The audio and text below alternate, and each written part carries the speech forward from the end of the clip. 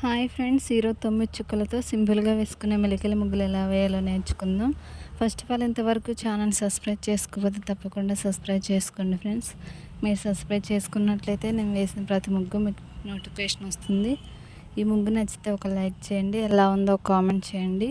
మీకు ఎలాంటి ముగ్గులు కావాలన్నా కూడా నాకు కామెంట్లో తెలియచేయండి. మన ఛానల్లో ముగ్గులు పోటీ ముగ్గులు డైలీ వేసుకునే ముగ్గులు కూడా ఉన్నాయి.